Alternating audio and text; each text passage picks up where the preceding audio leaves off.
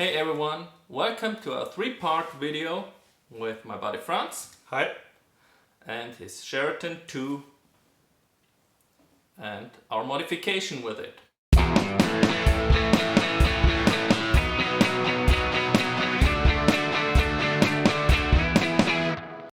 This is the first video we're doing with this guitar.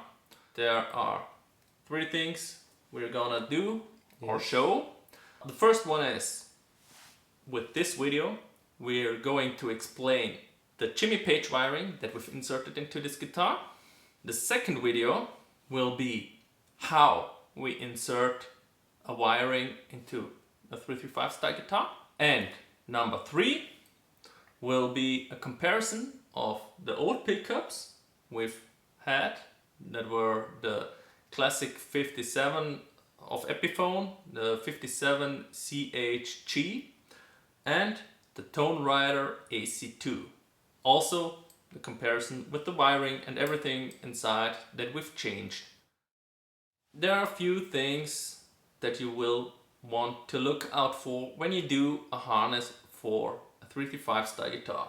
In comparison to a Les Paul or an SG or a solid body guitar, the 335 style guitars, you have to get everything through the F-holes. We show this in video 2.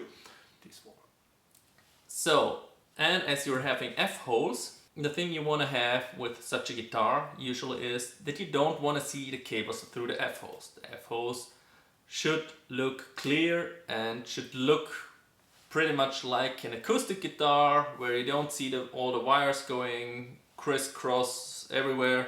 It should look clean. So with that, you will have to do the wiring a little bit different. For that matter, with the Jimmy Page wiring, where you have a lot to connect, because you have coil split for each pickup, you have the phase switching, and you can put both pickups series and parallel. Well, that's quite some things to do and quite some wiring required that goes all over the place. And like this, you will have to get a wire around where you would usually go just with a shortcut straight over from your toggle switch. We'll show how I've did. We are going with the wiring from Seymour Duncan with the modern style wiring. The reason for this is it's easier to insert the pots through the F-hole later on into the guitar than with the 50 style wiring where you have the capacitors between the pots. It's with a wire, obviously it's more flexible and it's easier to align it. Okay, we've prepared the guitar a little bit already. I've removed the knobs. Well, you can do this with the special tool there is for this. This is the best option, obviously. The other solution I'm mostly using is with two shoelaces.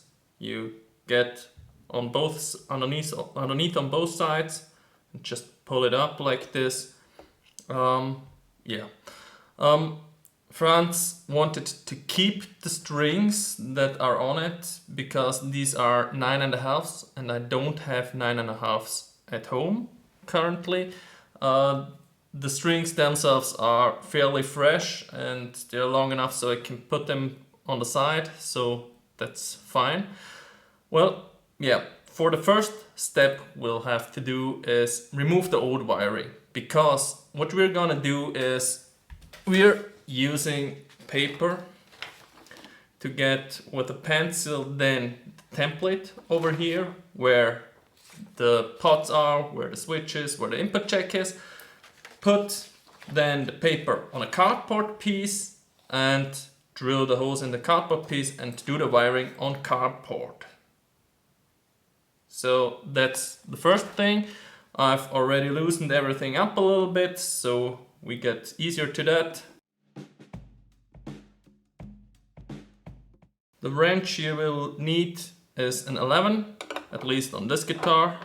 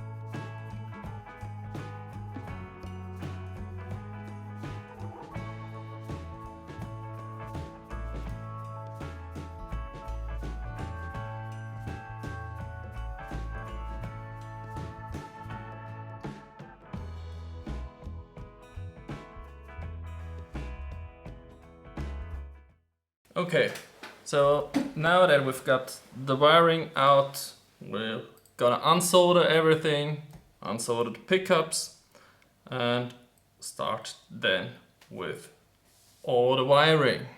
But first, I'm gonna take this paper, place it here. Then I'm gonna use a pencil, start trying to feel where the holes are.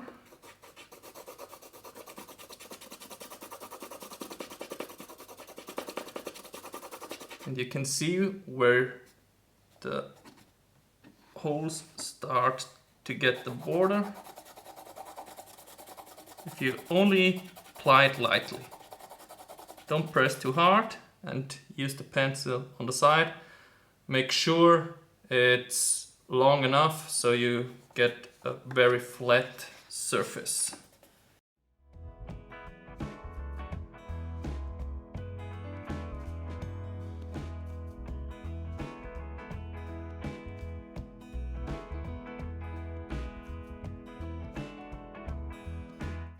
That's it, what we were looking for. These are the 4 pots. Here we have the toggle switch and the input jack. Okay, so I've already prepared a piece of cardboard. I'm gonna then glue it on this piece of cardboard over here. And then you have several options how you wanna make the holes into the cardboard of your template. I'm gonna use an electric, a battery powered drill to drill it through. You can use a knife to cut it through, make a cross, just press the parts through to then wire it up. Yeah, whatever you prefer. There just need to be the holes in the right position so you can get the wiring. One thing I always do right off the bat is bending those noses on the side of the pots to the side. I guess those are meant to grab into the wood when screwing it inside so it can't turn. But I don't want to have these metal parts digging into my top. In this picture we can see how I've placed the parts on the board, and I've marked each and every piece with what it is.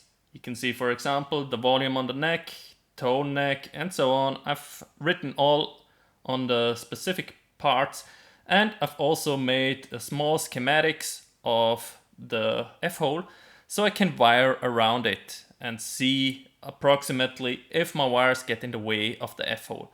I've done this on both sides, so when I turn it over I can see this as well. Here we see already the finished wiring harness before soldering it to the pickups, but you can eventually slightly see that I've also marked here all the parts where I want to place it. So as we already see the finished wiring harness in this picture, I'm gonna explain how I did the wiring in general. I've used a 2-wire cable with shielding to connect each and every piece of the wiring harness. The shielding I'm using obviously for the ground, and you can see there's one from the toggle switch to the output jack, one to the neck volume pot. From the neck volume pot there's a short one to the neck tone pot, and then from the neck tone pot over to the bridge tone pot, one short from the bridge tone pot to the bridge volume pot, and one long one from the toggle switch all around to the bridge volume pot. So this leaves us with a rather clean solution where we have only one connection, and you can see how it goes all around the middle where we have the F-hole. Speaking of the wiring diagram, we are using the one from Seymour Duncan, but you can't really use the one from the Seymour Duncan page like it is. It has a few mistakes in there. You can see I've marked with the red cross what cables I've removed. Well, some of you might now argue that ground that is going from the toggle switch to the bridge volume pot is not a mistake, as it's the same connection if I would go to the neck volume pot as I'm doing now as in the diagram. That's certainly true from electric's perspective, but I wanted to make clear in this diagram that we are going over the neck volume pot for the ground and everything. So we are not getting in the way of the F-hole. Other than that, you would have to go around everything and wire it up there. Actually, I'm also doing this, which some of you may say, okay, now you're having a ground loop, which again, I would recommend you to see the video of Dylan Talks Tone, that a ground loop needs 2 different potentials to be really a ground loop, and we don't really have this in the guitar. There's so little difference in potential, if any at all, that this does not really make an issue in our guitar. However, if you want to prevent this and are in fear of this, just don't wire up the bridge ground and you're fine to go. The reason why I've wired it up like this is that I prefer to have 2 connections over there as well, so it's a little more stiff in the wiring harness and better to insert into the guitar than only having 1 wire. I personally never had problems. I have the exact same wiring with this so-called ground loop in my guitar.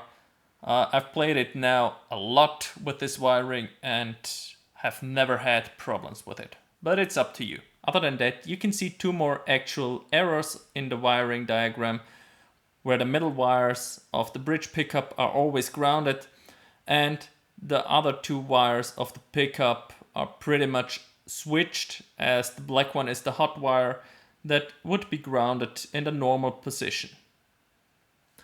So I've found another wiring from Seymour Duncan, and this one was in the forums where someone asked for help for the Jimmy Page wiring, and he posted what looks to be an older version of this wiring diagram from the Seymour Duncan page, which actually works and has these issues corrected.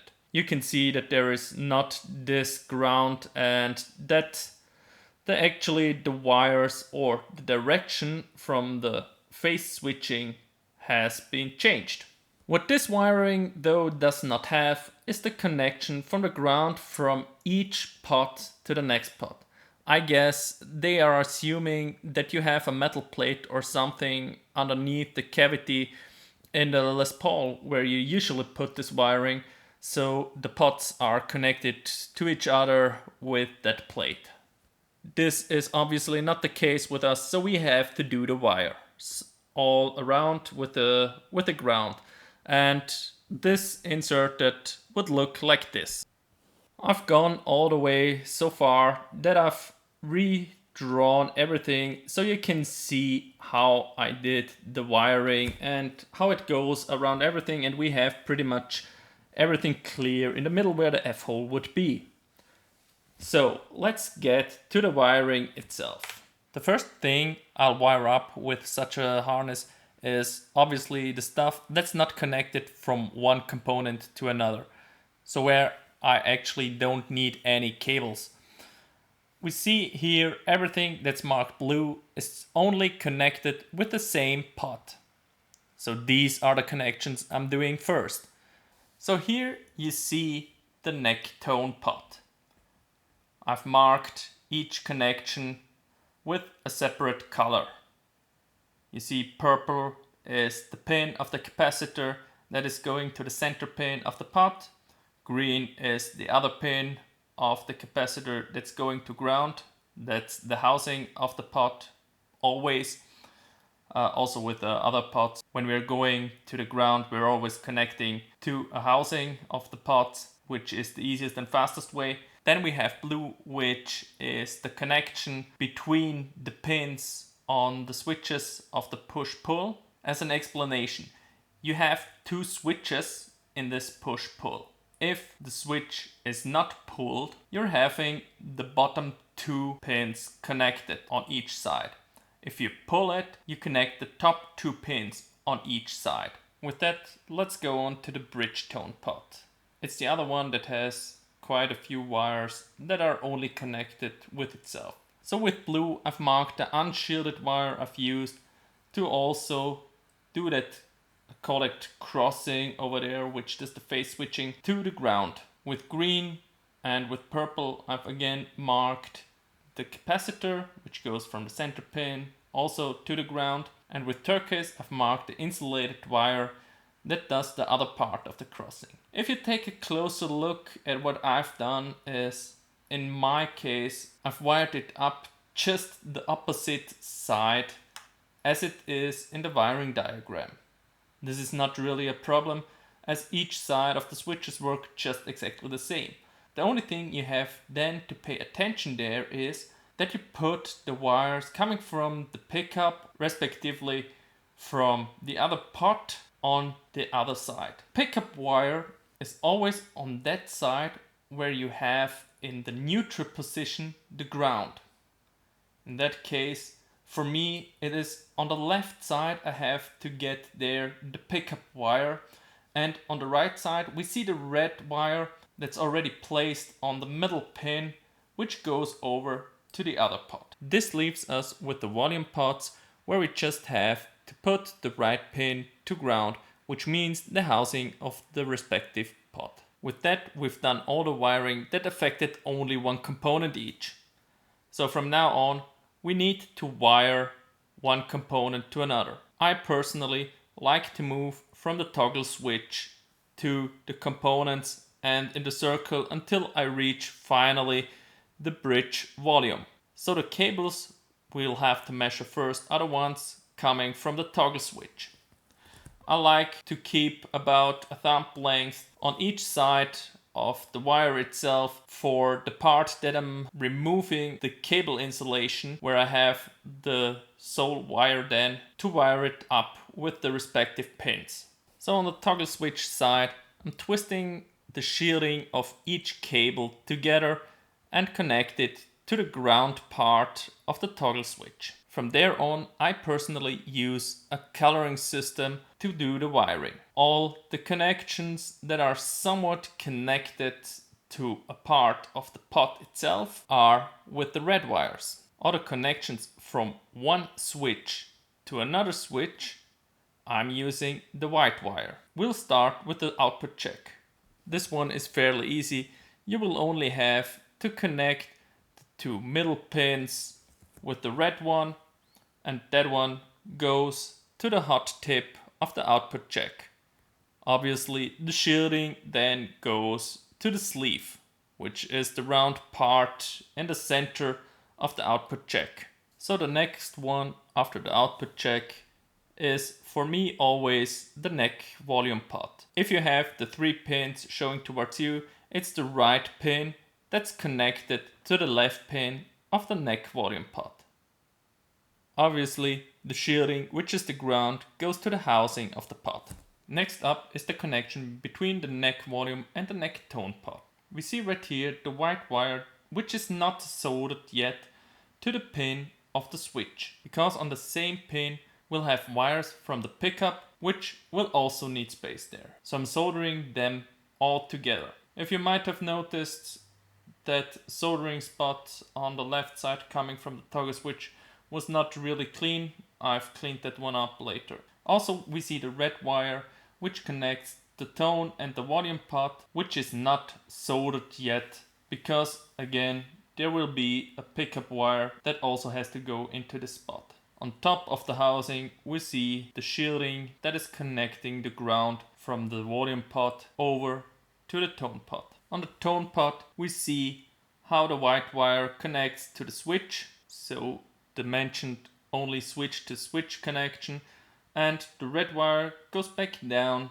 to the pin of the potentiometer. We can also already see how the wire connects from here on to the other tone pot of the bridge pickup. We have here again the red wire that is connected to the topmost right pin of the switch and the white wire that is connected to the middle pin of the switch. Both are soldered already because there will be no other wire connected to these pins.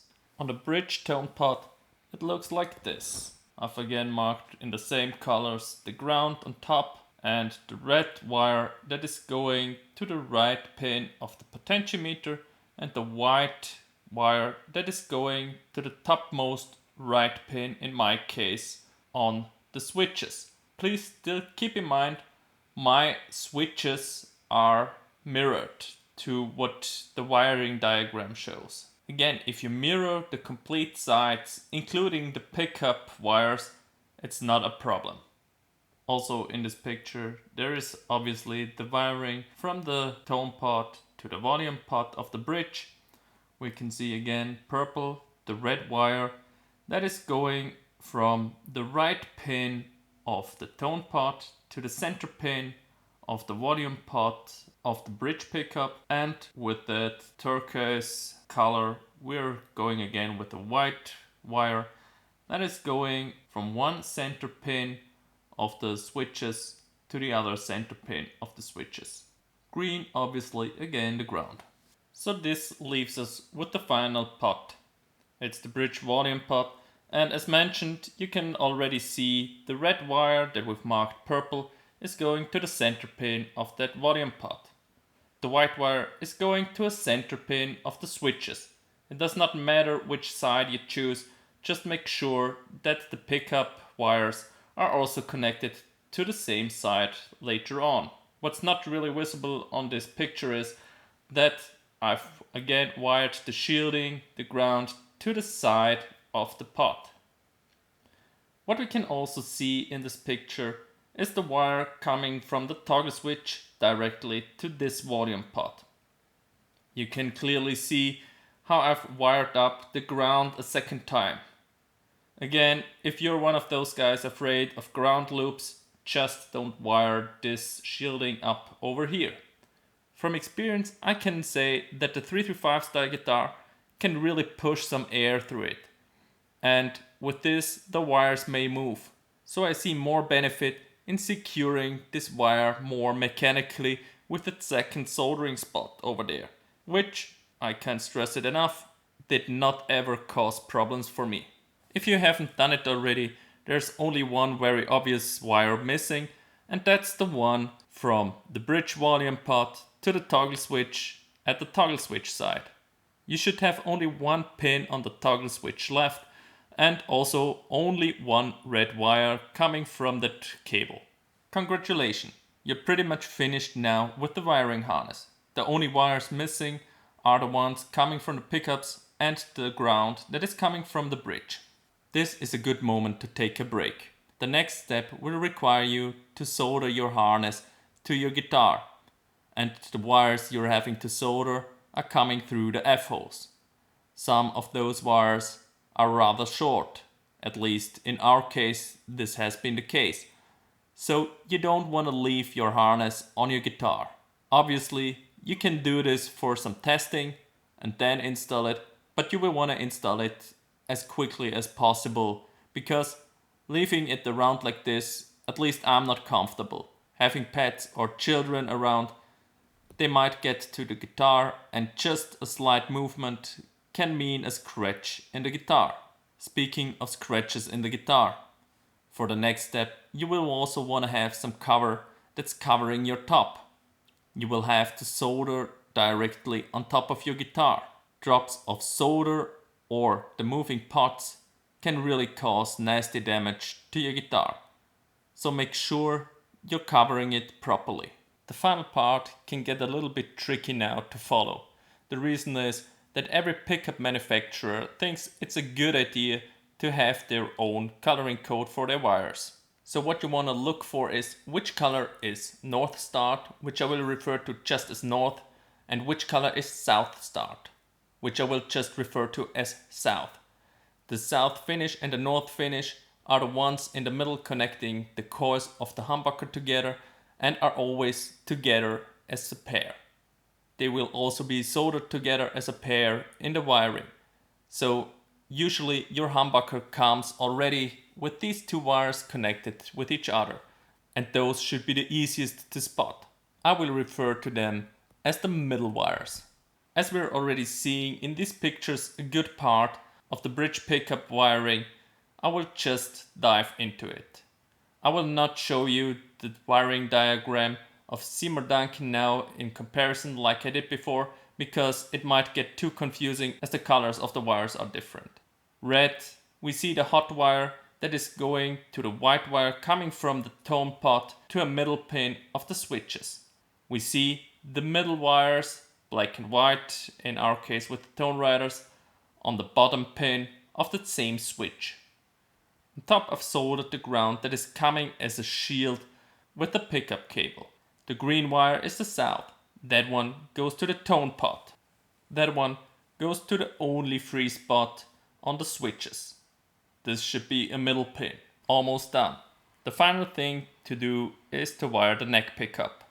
In our case, the neck pickup cable was too short to wire it up directly on the cardboard.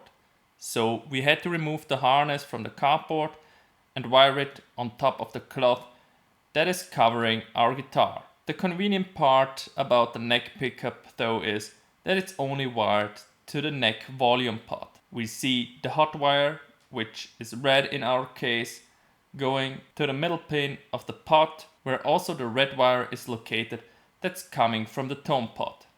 We see on the middle pin of the switches there is the middle wire of the neck pickup.